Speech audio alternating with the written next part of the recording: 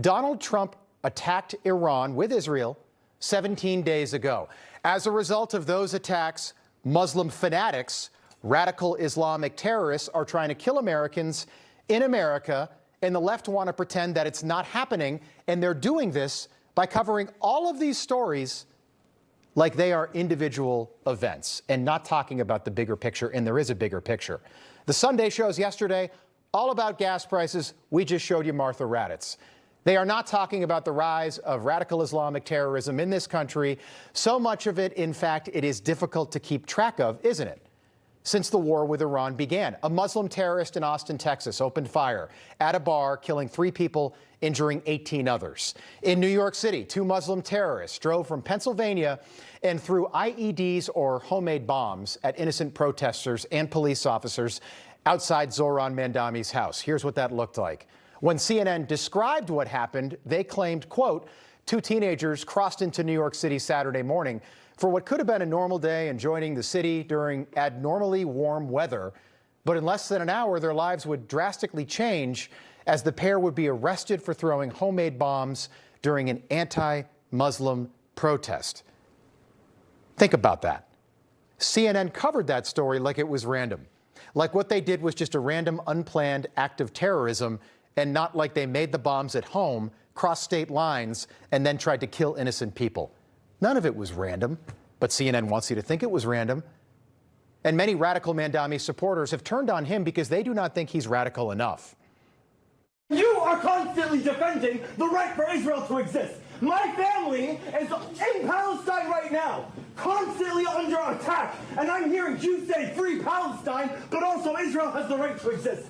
Don't be hypocritical. Don't be hypocritical and say free Palestine when you're also defending the right for Israel to exist. It does not have the right to exist. It does not have the right to exist. It's not your land to say it has the right to exist. That's radical Islam, and it's not coming. It's here. And it continued last week with 2 more radical Islamic terrorist attacks, allegedly. One in Bloomfield, Michigan, at a synagogue with over 100 preschoolers inside the building. Another one in Norfolk, Virginia, at Old Dominion University, where Lieutenant Colonel Brandon Shaw, an ROTC instructor, was murdered for no reason. But the local news there in Virginia never once mentioned that the shooter was an alleged radical Islamic terrorist from Sierra Leone. Lieutenant Colonel Brandon Shaw is a native of Virginia and an Old Dominion alumnus. In a statement from Governor Abigail Spanberger, she wrote, a devoted ROTC instructor, Lieutenant Colonel Shaw did not just lead a life of service to our country, he taught and led others to follow that path. I'm grateful for his example, deeply saddened by his death, and praying for his family. They never once mentioned the shooter. Isn't that kind of important, the person that shot this guy dead? Multiple examples of Muslim radicals trying to kill Americans, but the legacy media don't cover it, they cover it up. The local media, they don't even mention who the shooter was. Another radical Islamic terrorist, but they don't want to talk about that, and they don't want to talk about this. Example after example. The shoe bomber, remember this guy, 2001? Muslim. The USS Cole bombers were Muslim. The Orlando shooter was Muslim.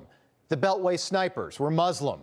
The Fort Hood shooter was Muslim. The San Bernardino shooters were Muslim. The Boston Marathon bombers were Muslim. The first World Trade Center bombers in the early 90s were Muslim. The 9/11 hijackers were Muslim. And I could go on, but I've only got an hour.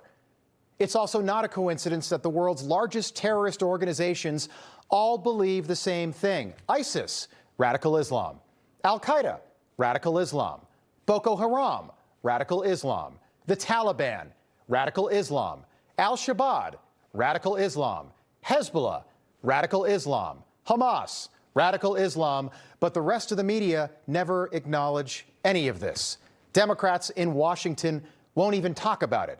They want you to believe this is all just a coincidence, random, a series of isolated events, no connection at all, because they have suicidal empathy for the people who hate us and hate the West and hate our way of life.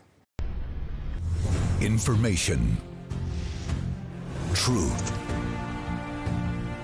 is freedom. Is Newsmax. It's real news for real people.